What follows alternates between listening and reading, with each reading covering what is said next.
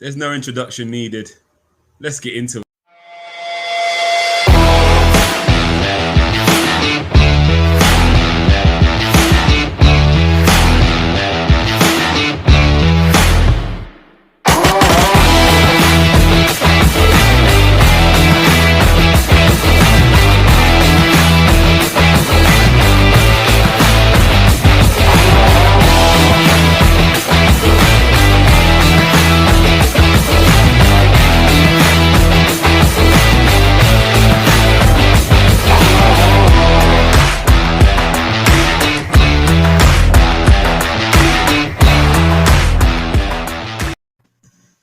Yes, good afternoon.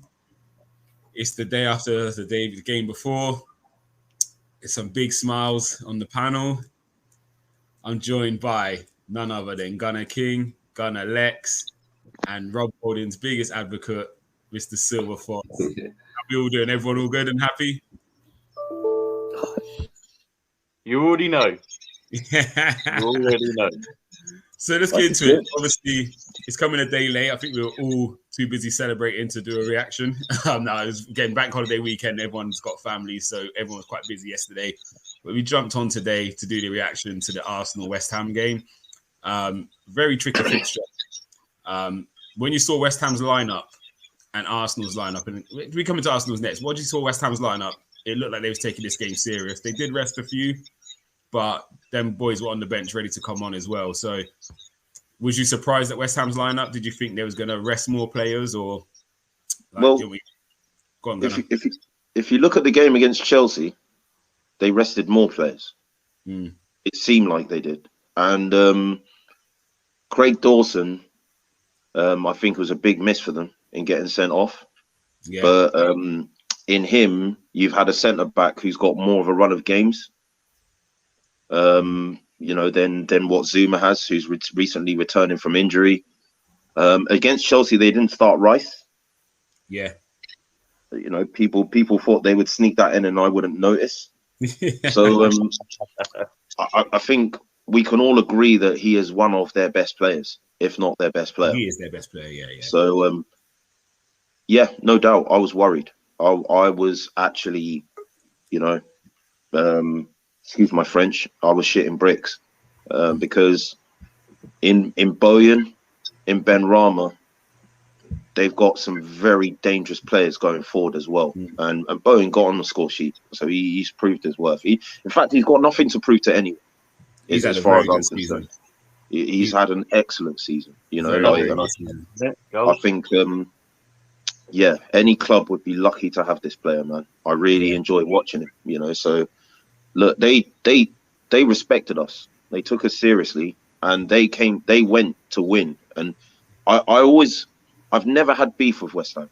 I commend them for actually having the balls to do that, and putting it all on the line. Because they want to finish as high up in the table as possible as well. They've got Europe to contend with, but they want this to be happening season on season. So they want to know what it's like to have to compete on different fronts. For a team like Arsenal, we're more used to that and the trappings that come with, competing on 4 or 5 different fronts. But these man less so, and they gave a good account of themselves, man. Definitely. And what you're saying, for them, even Europe again for them is very important for the players they can attract. So absolutely, this is a big game for them. Lex, how about yourself? What was your thoughts when you saw the Arsenal lineup? Obviously, Tomiyasu back in the starting 11. Yeah. And then the noticeable one was obviously Ben White missing. And also Smith Rowe for Martinelli. So if you could touch on Smith Rowe for Martinelli, Gunner King, you could talk about Tomiyasu, and Silver Fox, I'll let you have the big one. So your thoughts on Smith Rowe and Martinelli, Lex, and obviously that swap. Yeah. To be honest, when I looked at the lineup, I did think that Arteta might swap out Smith Rowe for Martinelli. Obviously, as we know, that Smith Rowe has been starting the last couple of games.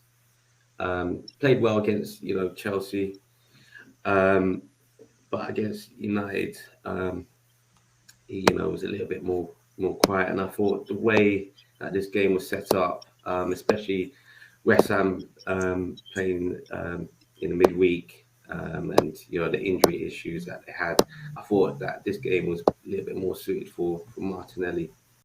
But yeah, just looking at overall in the game itself, I don't know, Martinelli. I think he had an okay game by his standards. Not the best of games, but it's it's still good to have this choice, right? At the end of the season, they're fit.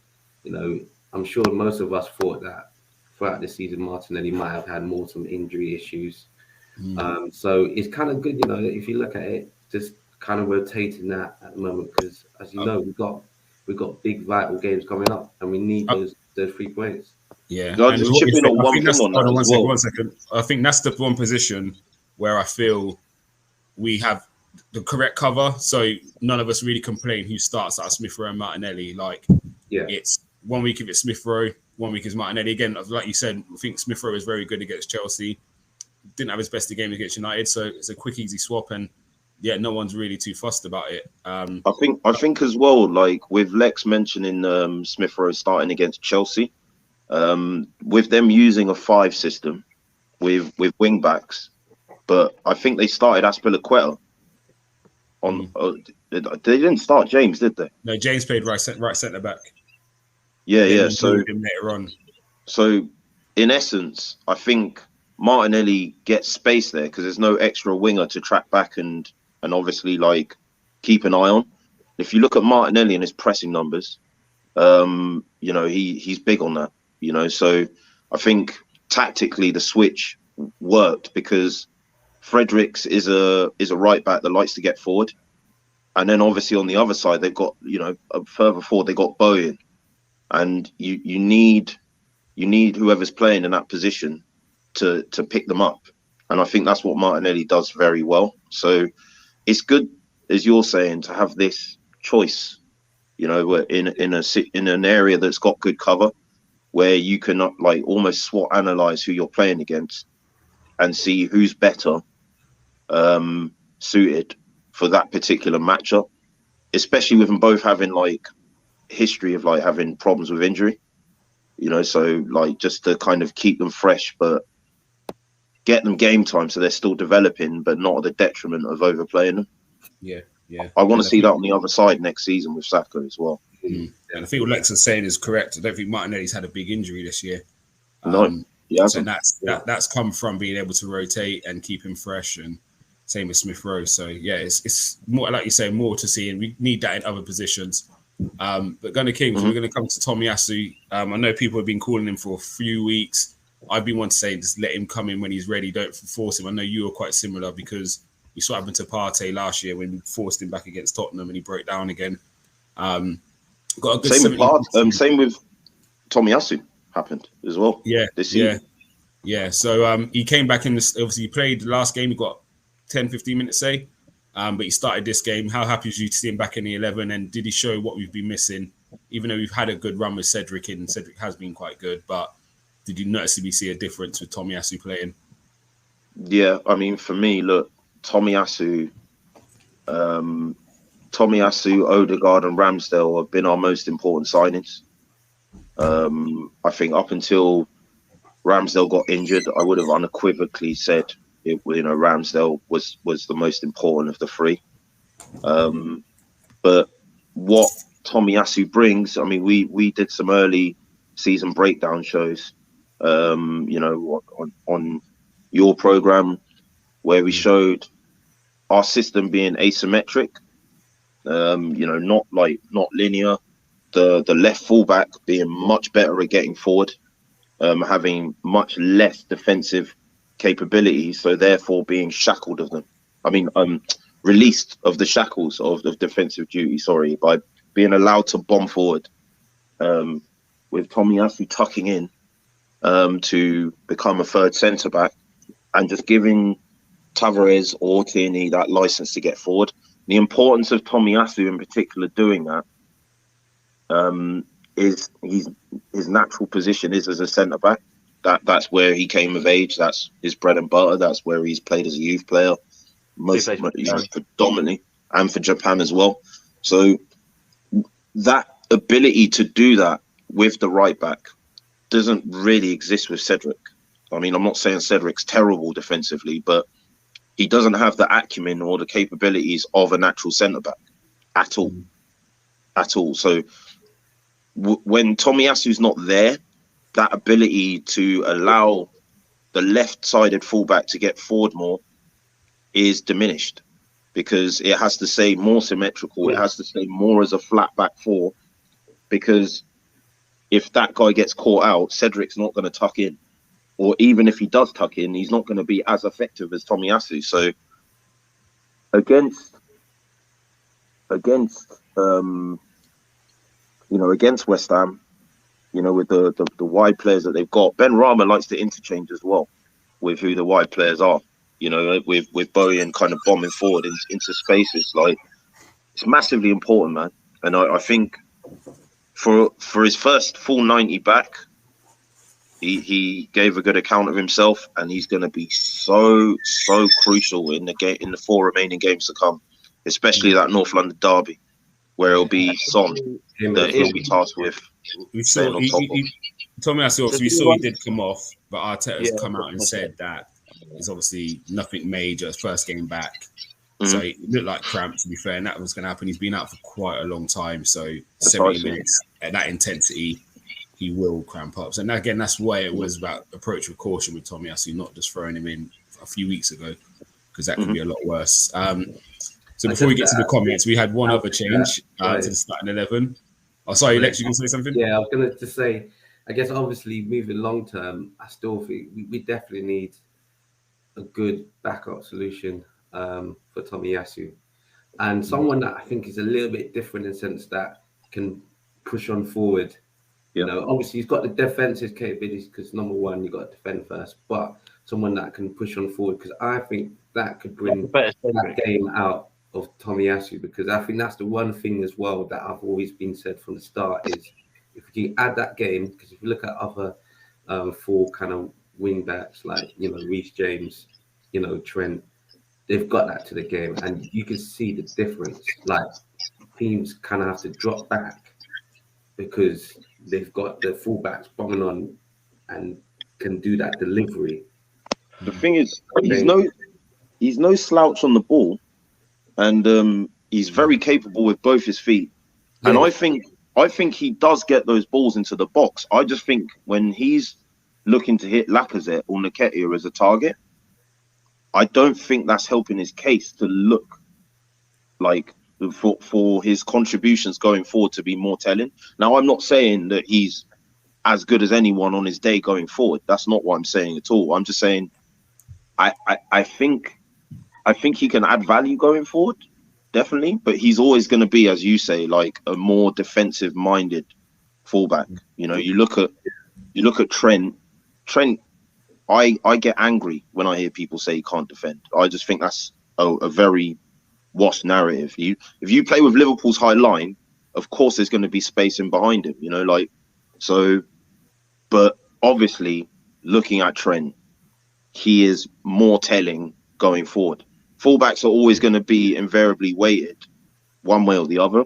There's a couple that's not, and Tierney's one of them, who, for me, either or, he looks just as capable of getting it. Yeah. And I think this is the key. Very rare to come by, though, that level of balance in a fullback.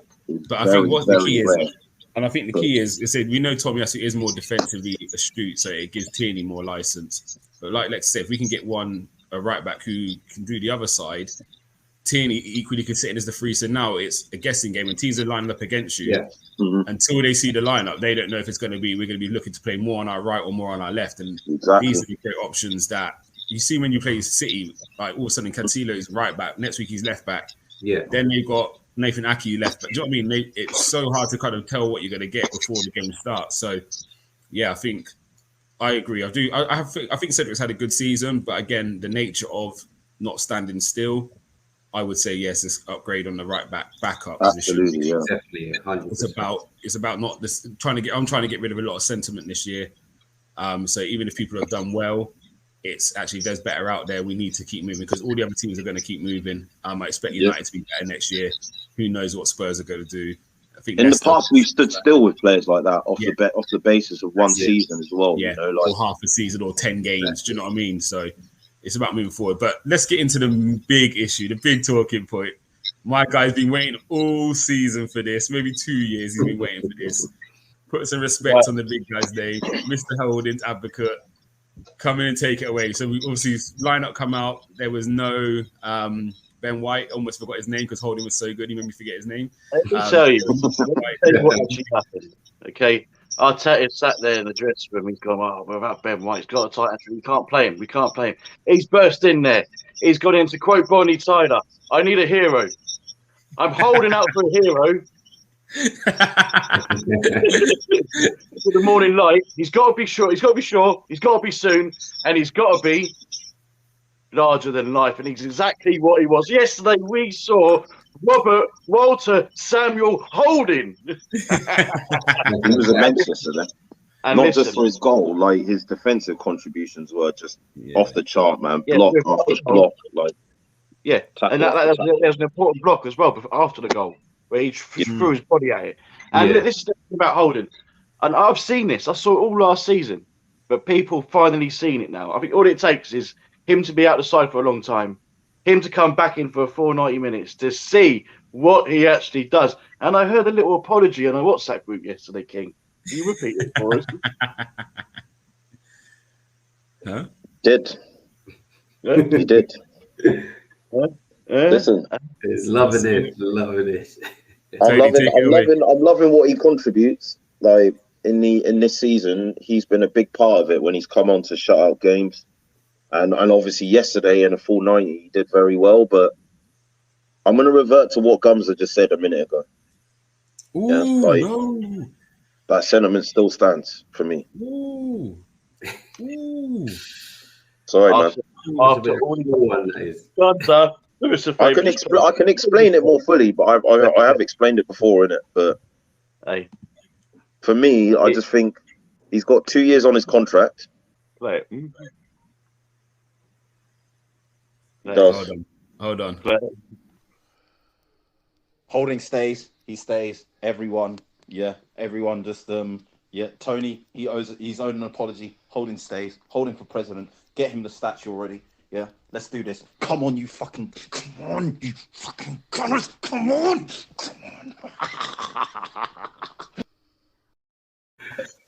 what you did here. See what you did here. And the receipts has come out. Let's look at it like this, though. Let's look at it objectively. Yeah, he's got 2 years left on his contract. Yeah, we've got Saliba coming back next season. So we need 4. We got now, 4. Yeah. If he goes into next season and he doesn't get enough game time, and he doesn't want to renew his contract, which is down to him. Yeah, his stock would be exponentially lower than it would be now, no? And for me, the main thing I wanted to see change in this era, right, is I think in Ramsey, Ozil, Oba, there was someone else. I mean, there's Cazorla, Wiltshire. We got something for Sanchez, but we didn't get what we should have got because obviously you're talking about £200 million worth of investment just disappearing. Rob Holding was only 2.5 million? Yeah. I know 2 million. Not even that. 2 million. I think what King's going to say, I think the argument we got is if someone came for Holding now with what he's been doing since he became off the bench, if he plays... Can I just stop this? Wait, let me finish. Let me finish. Just one second, Tony. You've got 5 seconds. Go on. What Gary King's saying, if we was to sell him now, we may get 12 to 15 mil for him. If we hold him for 1 more year and he doesn't play, he might only get 3, 4, 5 mil for him, which... But again, this is the flip side is financially it might make sense to sell him this year, but it's a squad game sometimes. And actually someone like him, again, we look at El Nene, we might have made 5 mil on El Nene in the summer, but actually what we're going to get off El Nene at the end of the year, he might leave on a free, but if we get Champions League football, that's 40 million more. So for me, it's a squad game, but Mr. Holding, advocate, go. Can I just stop all of you right now? Is this a match review, yeah? This isn't no transfer show. Can we celebrate and appreciate the performance he put in? I'm with you on that. Okay? So let's start with, I'll tell you what, Gums, I've got some numbers for you, so please put them up for us. And let's talk Rob Holding display. Let's do that. This is the Rob Holding show today, by the way, people. Ooh, match stats. 8 out of 8 duels won, 6 out of 6 aerial duels won, 2 Aerial. Can I just point out aerial? A lot of people saying he's not in the air, he's terrible. Is he really? 7 clearances, 3 blocks, big boys and all that. That's some good numbers. Some good numbers. So let's get into his performance yesterday. He was colossus. Again, Gunner King has said it. Even without the goal, he stood up and was counting. And he's been doing that since the Wolves game when we went down to 10 men and he came on. Every time I've seen him since then, he's been something special. And he's been reliable, really reliable. And yesterday, again, when I saw him in the team sheet, I wasn't really stressed about it, to be fair. No, I wasn't either. Yeah, so Lex, what's your thoughts on Rob Holding's performance yesterday? I mean, those stats says it all. I mean, you can't argue with that. He had an immense game, definitely. That game, that's what was needed, actually. We needed someone to come and step in. And the thing is, I've liked the fact that even though he's been on the bench and he's probably disappointed not to be playing, but when he's come in with the last 10, 15 minutes, he's come in and he's made vital blocks. I mean, against United, he came in and kind of helped to shore us up when we know that it could have gone either way in the last 5, 10 minutes. And then obviously Ben White's injured. He's coming in, starting, and from the get off, he's made, vital clearances and blocks. I mean, some of the blocks that he made was, that could have been a goal opportunity. So he's come in at a point where I think also mentally as well, I think because he's been at Arsenal for such a long time and he knows how it is. If it came to the fact that Ben White, was injured to the rest of the season, I have confidence that he will come in and do a good job, knowing that he may have to move on at the end of the season because he might be the fourth centre back or anything. But I think professionalism, he's got that. So, and that's a big thing as well. When you talk about we've got a young side, I think even though he himself is not as young as the others, but he's still young for a centre back. He's only 26 years old. Yeah, he's still a good age. That's what I'm saying. He's still kind of, in that sense, kind of youngish, but he's got those qualities because I think he's been. Is he like the longest Arsenal? Yeah, he's the longest serving Arsenal player left. Longest serving Arsenal player. So he knows, he's been through it. So, that's for someone like him to come in, it gives me good confidence. In regards to keeping him, obviously this is not a transfer show, but yeah, we say that. I think, to be honest, I would keep him as a squad team player. I would keep him, but I just think, I think, look, Tomiyasu and Saliba, don't talk to me like that. Both can be centre backs. So if you, as you said, we got a right back, you've got 4. Will Holding, if Holding extended his contract by 1 more year, I'd be happy. It's nothing against Holding. I would say this for any Arsenal player, yeah.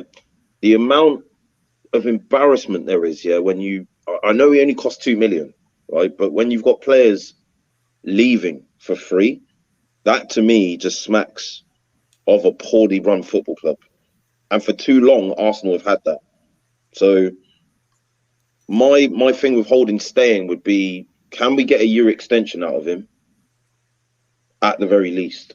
And if I was Holding, as Tony said, he's 26, he's young for a defender, but he's at the age where he should be playing game in, game out.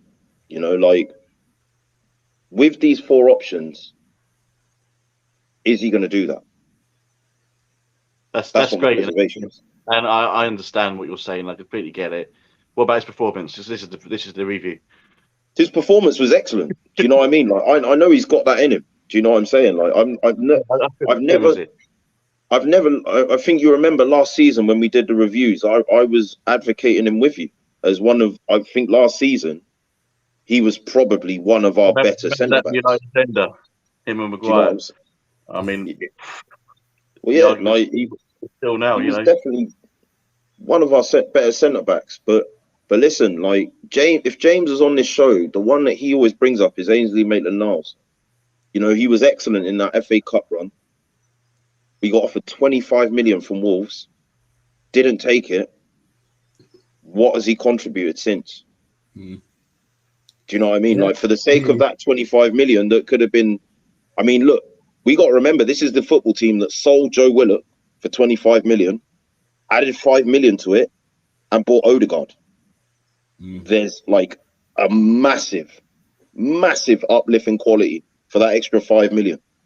And listen, if we can look at our squad and do that to utilize getting better players that are young and hungry and on the come up, I'm for that, to be honest. I hear you. We're going to leave that there. Before you go to the comments, let me just chip in. Great performance. I wasn't worried. Obviously, I wasn't worried. I knew what I'm getting with Big Game Rob. That's his name. His name's Big Game Rob. Yeah, we see he's won 2 FA Cup finals. He's played in both. Big Game Rob. He does. This is what he does. He was immense in those FA Cup finals as well, both of them. That first one, I was there. It was brilliant. But listen, this is what he's professional. And you heard him in his interview after and how the way he spoke. He knows he's not playing every week. He knows that he's second fiddle to White and Gabriel, but he's putting 100% there. And that's all you want from your backup defender. Yeah. And, you know, he's done it yesterday. And he also got me a bag yesterday because I had him any time to score 20-1. Say, Bobby, I love you even more, mate.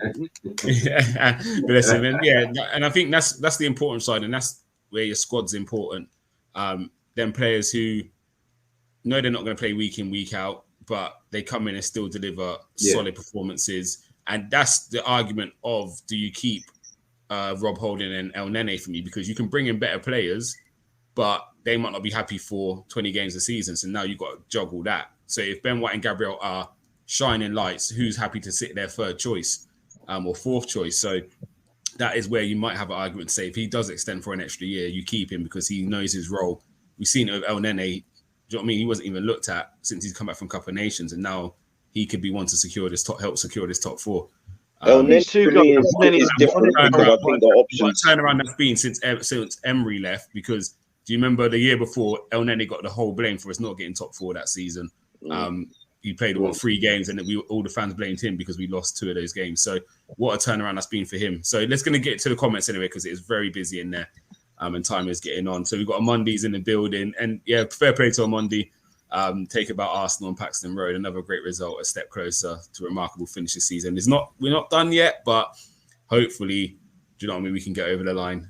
Udbav Singh's in the building. Tomiyasu was so good against Ben Rama. Brenny's here. He's saying morning to you, Brenny. West Ham are a good team. They won against Spurs and Chelsea, so it's a great result. I agree. Liverpool as well. Man City as well.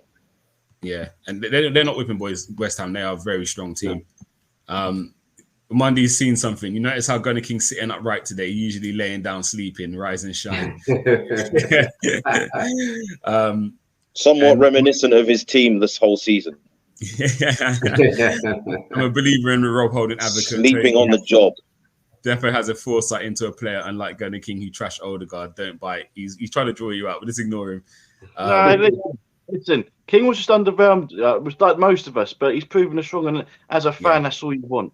That's it, yeah. Big Dogs is here. He's saying big up the panel and big up Rob Holding.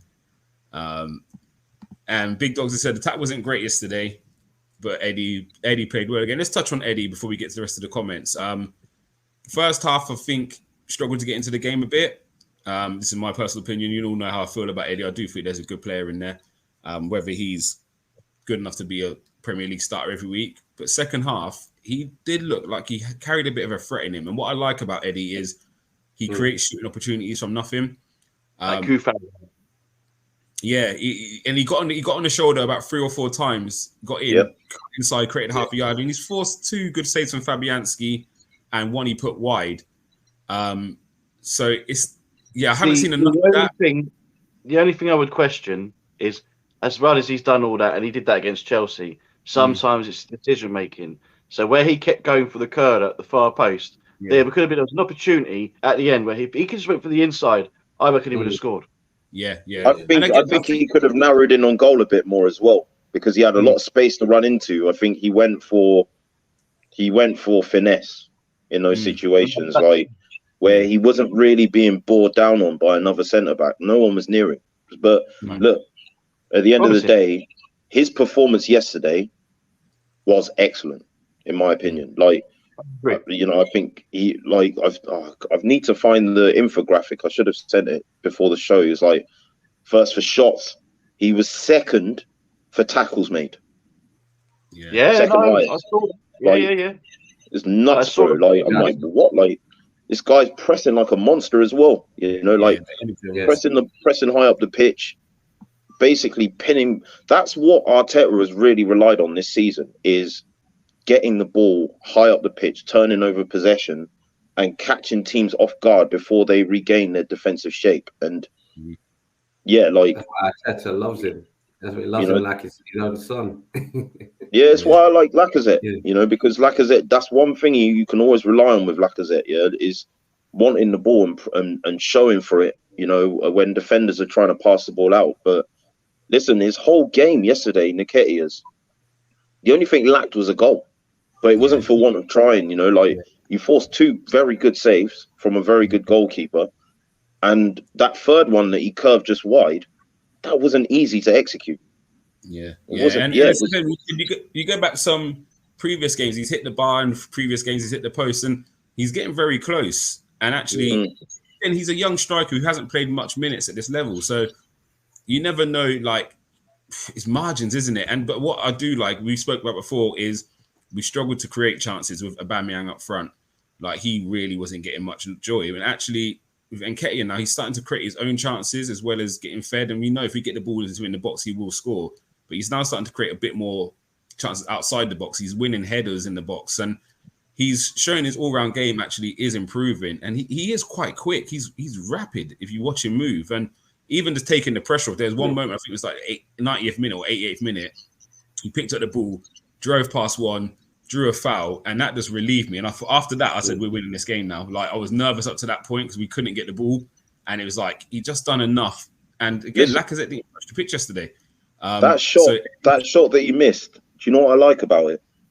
We all joke about El Neni being El sideways. Oh, what a pass. El Neni had the ball in midfield, picked it up. He looked, he was like, I have to thread the ball between the eye of a needle, between, I think it was Kufau and Zuma. And he was like, yeah, no problem. Bent it in between them. Perfect weight of pass. Perfect. And Nketiah didn't have to slow down or speed up. That's how I always judge a pass and its merit. Yeah. How much does the player receiving the ball have to adjust their run? The answer was not at all to that. To the question. That's the difference with. That's the difference. Yeah. Lacazette not making that one. And these are fringe players.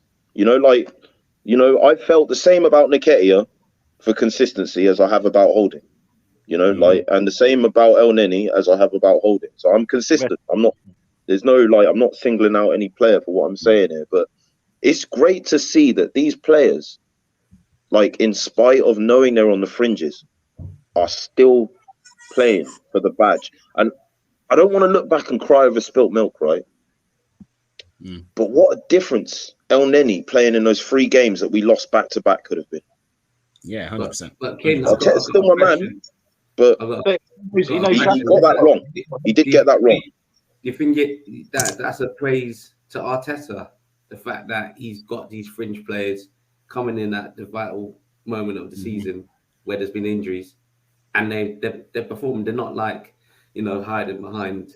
They're actually stepping up. I agree with that. So that goes to the team spirit of this club at the moment. So even the guys who aren't playing, we're seeing Lacazette celebrate from the bench, and he must be frustrated. He's coming into his last few weeks at Arsenal. He's obviously looking for a move. He said he wants Champions League team. So this is the time for him to showcase his ability to say, I want to move to a bigger club or a club competing for trophies. Champions League team. And we're going to be a Champions League. That's why I didn't put that in there, because we're going to be one as well. But this is the time for him to showcase. He could be on the bench frustrated as hell, and he's celebrating more than anybody when we score goals. And again, Holding not playing much, coming in, his passion. So, and we've seen it with Leno. Leno's been on the bench celebrating, and Ramsdale didn't play. He's hugging Leno. I mean, the team spirit is massive, and not trying to draw out United, but again, it's a direct comparison because we're in the kind of same position of them. just a couple of positions above, But not trying to draw out United when Amondi just tried to draw me out twice. Yeah, won that. Draw out United. But Yeah, you see the difference. Yeah, you see the difference. You see the difference, Amondi. Yeah, no goats in our side. Yeah, we don't need that. Yeah, we got the cohesion, the team spirit, the system. Yeah, and the morale. Yeah, all on our side. For real. Right, we keep going through the comments. There's so much here. If we want to push on to the next level, we need at least 2 good players in each position. We agree with that, especially with European football coming, which has now been official. We've officially got European football, haven't we? Yeah, European. Not what we want. We want more than just that. James here, and this is a good one. He's not totally convinced with Nuno. He's not writing him off. I just think Tierney's injuries and how he's ending the season, we're going to need to bring in a fullback. And that's what I agree with. I think we could look for another left back and move him on loan. I'm not saying he's not going to be a good player, but he looks shaky at the moment. He looks nervous. You can see it. Every time he gets the ball under a bit of pressure, you can see. I don't really think he did much wrong yesterday, though. Nah, there was a couple of bits I picked up on, but he had a few moments. But listen, if we get Darwin Núñez, Tavares and him, they know each other. It's all good. Yeah. No, I agree. Let's keep going. Tierney is able to, so this is going back. This is how far we go back with the comments. Monday, I agree with that. Tierney can play in the free, so he allows the right back to push on as well. Big Tommy was good yesterday. Brenny's here saying Rob Holding, definitely man of the match. In the words of Red, I'll keep holding on. Holding on. Yes, James is saying Gabriel, White, Saliba, Holding, Champions League quality depth in his opinion. Yeah, and I think that's a 4 again, which you can probably build from, and then Tommy has to flip if need be. So I think if we don't buy any centre backs this window, I wouldn't be, as long as we keep Saliba and Holding. We've already bought that trusty guy, right? And we said he's going to go out on loan for another season. Yeah. So, get him on loan to a European club. And look, I'm not against keeping Holding. I'm just against losing him for nothing. Yeah, there's a big difference. I hear you. But I think those days are over, mate, to be honest. So, yeah, for real. Right, One Touch is in the building. He's living up in Lagos at the moment. AFT are out there. I see you on the AFTV, Mr. One Touch. We see you. Done well. Oh yeah, no, I heard it there. You didn't big up the Armory, so me and you're gonna have words later. But we'll talk to him later. Yeah. But big up Holdini, man of the match. Gums are a stress, but Big Bobby calm my nerves. Give him a new deal. Yeah, we got some big Holding fans here, and Tony. I've never seen Tony smile so much in my life, if I'm honest. What else is Brenny saying? It's the result, because we're this close now. We are that close. Yeah, no, and I think it was important because Tottenham had just won, and they were the kind of games a few weeks ago we may have dropped points in. We've done it so many times. Let me just goes out the window. Let me just touch on that quickly, because I had certain Spurs fan creators making their videos, on TikTok, tagging me. Mr. Bowyer, Mr. Bowyer, tagging me in a video saying, "Over to you." Over to who? Tottenham who? Liverpool next Tottenham week. Who? Yeah. Over to who? Over to you. To go to Anfield. Over to you, buddy. Yeah, for real. Tag. You're it. Brady's saying Holding's always been a rock for us. He never moans. Give him a run now for the next 4 games. Lex, I'm gonna let you have that. Would you, if Ben White's fit, would you keep Holding in, or would you put Ben White back in? No, Ben White comes back in. But as I said, Holding, if Ben White is not fit to play, I'm confident that Holding will come in and give his best. But you have to go with your strongest 11. Come on, it's not quite over yet. Go with your strongest 11. If Ben White's fit, Ben White comes in. Just like Tommy Yasu, he's fit, comes in. Yeah, I wouldn't rush him though. I wouldn't rush him because there's no one else. It's league. I think, do you know what, for me, it's Leeds. It says how fit he is. But if he's fit enough, then I think when you look at, not disrespecting Leeds, they're on a bit of an up at the moment. Obviously, I know they got slapped up the other day, but previous to this, they've had a good run under the new manager Marsh. But you got Leeds and then you got Tottenham next, I believe it is. So Leeds is in a relegation battle. Relegation battle. So it's not going to be as easy. It's not a foregone, but it's the same Tomiyasu thing. Again, this is about you trusting your players. Holding's done nothing for you to say, actually, we need to rush Ben White back in. So actually, you leave Holding in for one more. Even if you then give Ben White the last 15, 20 the bench. If there's No, but one game, if there's one game we must keep Ben White fit for, it's the Spurs one. Yeah, so that's for me where you start Holding again. People forgetting that Leeds are actually still in the battle. Everton just won yesterday, so they need the points. But yeah, 100%. It's not going to be an easy game, but it's you put Ben White in. If he pulls up, then you miss him for the Spurs game. I feel we have enough, not being overly confident, but I saw enough in Holding yesterday to say I haven't got to rush Ben White back because I know Holding could do the job. Give him like the last 25 or something. From Yasu, yeah, let him go off the bench. I think if he's fit, I think Arteta will play him there.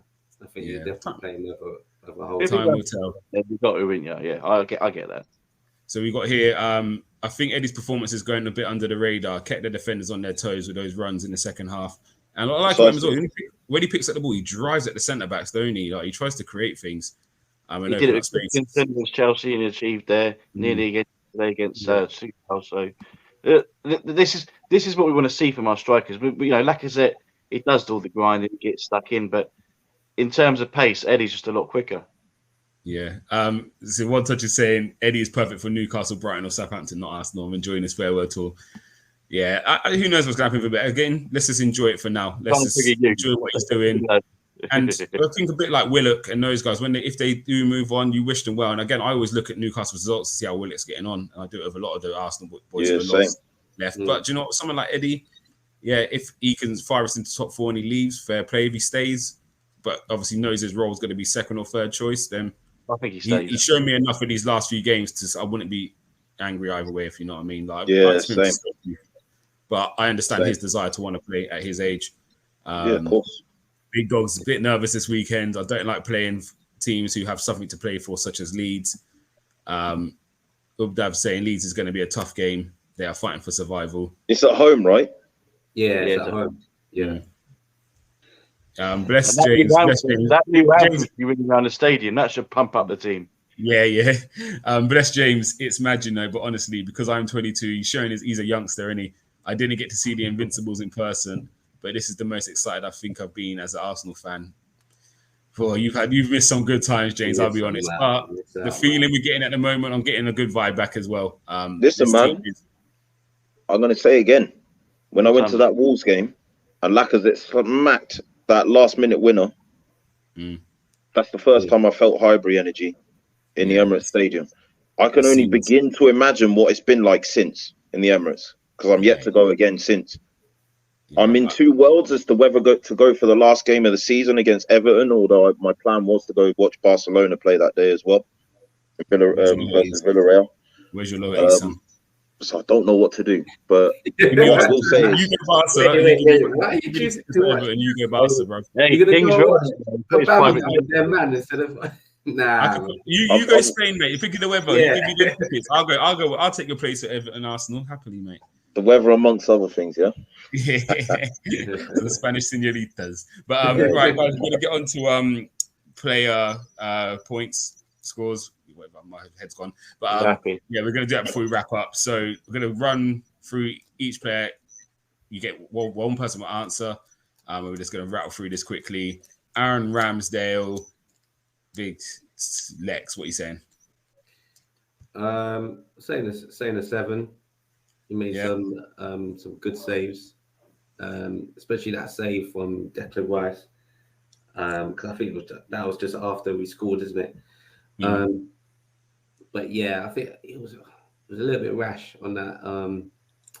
When he came out. Yeah, when he came out, I thought that was a little bit rash. Because he's got that in his game. But I say 7.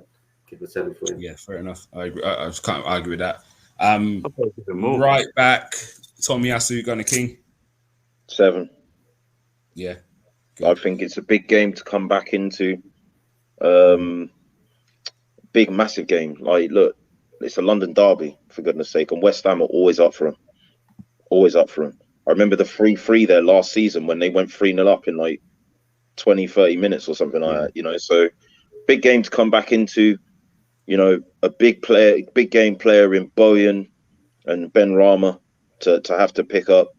And yes, Bojan did get on the score sheet, but I think for large parts of that game, he was in control. Well, Bowen's goal came on the other side anyway. It came on left anyway, so yeah, can't look at Tommy Essie for that. So yeah, we move on. Rob Holding's advocate. Go on.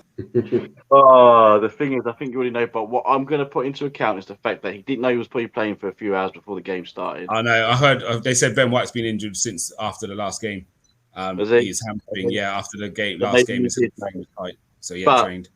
The performance he put in, and you've given me Rob Holding, which is mad, right? I'm going 10. I'm going 10. I'm not going to argue. The goal does it as well. And just to word on the goal, how well taken was that? Did you hear Smudger Smith when he was coming? He sounded like a proud dad the way he took that. Great glancing header, man. Great climb. Cool. So he's Holding gets a 10, and I'm not going to argue with it because I feel that's based on what he's been doing the last few games as well. He's been coming in, he's been solid every game, and he's done it for 90 minutes. Performance, it was very good performance from him. I'll take Gabriel again. I think I've been not harsh on Gabriel, but I've been very critical of his performances of late. Again, the goals come down his side. Not saying he's to blame for it. I saw Xhaka was animated at Tavares and him for not getting closer. So Tavares didn't get close enough to the cross, and Gabriel could have maybe one more step closer to Bowen. Maybe he would have got a better block on it. But I won't be too harsh on him because I can't be too harsh on him. Obviously, scored a very vital goal. Overall, game was good. I feel you've done well because again, West Ham aren't no mugs. So I'll give him a 7. But yeah, again, but this is the problem. This is the problems we want. We want competitiveness where Gabriel's not just going to be a certain starter next year. Like if Holding keeps doing what he's doing, why is it Holding and White don't start for a few games? Why is it Steve? But do you know what I mean? This is what we need. So yeah, Gabriel 7. We move on to left back Tavares. Lex, your guy. I'll give him a 6. It was one of his better games, I guess, since he's come in, since Palace. But there's still things in there that he needs to work on that we all know. I'm not going to really go on too much into it, but yeah, I'll give him a 6. Fair play. Moving to the midfield, Granit Xhaka, Mr. Gunnar King. Again, look, man, this guy. With this guy, we talked about a lot of players redeeming themselves, yeah, and still having a bit more to do. But for me, this guy stays. Yeah, I'm about ready to go to bat for this guy, man. The interview was very touching, like watching what he said. I know a lot of people are like, oh yeah, he's come out and said things like, oh look, I've always been this way, and like how rash I am in the tackle. He's right though. He ain't wrong. He ain't lying. At Gladbach, this guy was a walking yellow card. So look, seeing him, I think seeing a clip of him leave the stadium the other day and fans actually chasing down his car, wanting to speak to him, wanting to get autographs and all this, it's very humbling. Like for myself, it's made me address how I speak about players going forward, because everyone's got a story, And I just feel like this guy's story is not done at Arsenal, man. And I think again yesterday, he was excellent. Just his distribution. You got me on this, King. You got me this. Give me the score. Yeah, I'm gonna say a 7.5. 7.5. And he stays. Fair enough. Let's say that for another show. I think he started quite slow, but as the game went on, I think he improved. So, yeah. Right. His partner El Nene, Mr. Holding. You got to give him an 8. Again, he's not one of those players that's going to light up the world or anything like that. And he comes in, does a job. We spoke about that ball earlier for Nketiah. His passing was good. And I think he had a really, really good game. I think he was one of our better performers. So I'll go for an 8. Yeah. I'm going to take the right winger. I'm going to take Bukayo Saka. I think he was really good yesterday. Really, really good. He showed a bit of a nasty side when he kicked out whoever it was who went past him. He just kicked him down, took the yellow card. And again, that's what you need sometimes, like to stop the attack. But on the ball, yeah, he's unreal. Sometimes when we're under pressure, he gets the ball, drives past two, gets us up the pitch. Like this kid, yeah, he's different. 17 goal involvements in all comps. He's different. In the Prem, sorry. Yeah, he's been unreal. So I'm going to give him a 8.5 today for yesterday's game. I think he was really good. Lex, we're going to the middle of that 3, so you get Odegaard. It was a little bit quiet today, Odegaard. I think it was always going to be a difficult game for him. But I'll give him. I think they would have paid extra attention to him because after what he did to them last year, I think. Last year, terrible. Yeah, exactly. I mean, last year was it was wicked, man. But I'll probably give him probably 6.5. Fair enough. King, we go on to the left. You got Martinelli. The delivery. I'm definitely going with 7.5. I just think, like, as I said, yes, he got the assist for Gabby's goal, which what a ball it was.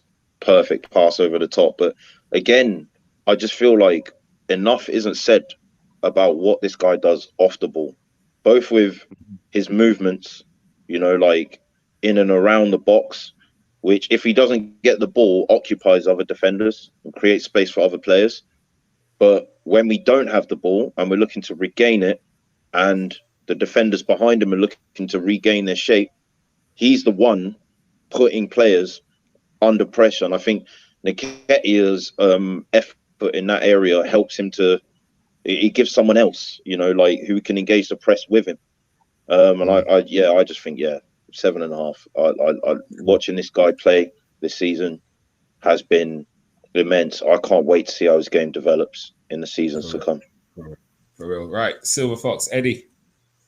I'm going to give Eddie, about 7.5 because I think all he missed was a goal. I thought he had a really, really good game. A goal probably would have bumped it up by 1.5, maybe another point. But listen, he played well. He chased a lot of balls down. His passing was good. His tackling was exceptional, as you picked up at earlier. For a little striker that he is, does seem a bit flimsy at times, but he stays strong. And the little confrontation with Declan Rice, I thought he handled very, very well as well. I think that deserves a mention. So they known each other since they were kids as well. So since they were 9, because they were both in Chelsea's academy together. Yeah. And then Declan Rice turned around and was like, "Who are you?" Yeah. And they were the same year group and everything. So yeah, fair play. Eddie 2.58 for me. He was brilliant yesterday. Right, we'll rattle through the subs really quickly. Cedric, Gunners, can you give me a score? Give him a 6.5. Yeah. Who's second? Was it Smith Rowe second, son? Yeah, but he came on so late, literally.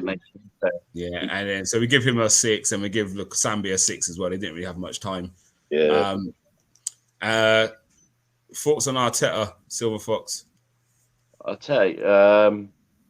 Well, we won the game, didn't we? Got it right. We didn't play particularly well. Maybe you could argue. But look, we got the result. He had the players out there. He picked the players, and they performed for him. That's all he could ask for. So definitely. And two big calls he made was Holding and Martinelli over Yassar, man, and they paid off. Even though Tommy Essen, I think me and Gamza were talking about it in the preview that it made sense to start Tommy Essen against a team like West Ham, but he actually did start him, and obviously he's fine. So he probably would have got scored down a bit more if he did come off seriously hurt. Yeah, but you got to give the manager praise. So I'm going to give him back an 8. Yeah, definitely. And again, this time of the year, we're not going to look back. If we do get top 4, we're not going to turn around and say, "Oh, we didn't play well against West Ham." Like, end of the day, it's 3 points. That's all that matters at this stage of the season. So fair play to him. Sambi could have scored if he didn't slash. I do think the pass put him too wide. That one wound me up a little bit at the end. In the corner, what annoyed them is the fact that what he should have done is ran to the corner with that ball. Yeah. He then went for a wild shot, gave them another opportunity. So I was a bit upset about that, I got to admit. Yeah, but he's a youngster. But again, I do think if the pass was better, I think shots a lot easier. The pass put him way too wide, so now he's got to try and wrap his foot around it. But again, you've got to make a better decision after the pass isn't great. So actually, like you're saying, go corner flag. Candace is giving Eddie an 8. James is saying, welcome to the Shaka Side King. Pleasure to have you. Candace is saying, afternoon, guys. Eid Mubarak for those who are observing Ramadan. So, yeah, to my Muslim brothers, have a great day. Have a great Eid. Yeah, I hope you enjoy it.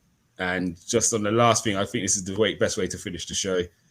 James Wright has said, I thought Nene was meant to be fasting when we played, but what I was seeing, he was eating rice for dinner. Tony, screen grab that for me. That is featuring on my TikTok. He broke his fast early.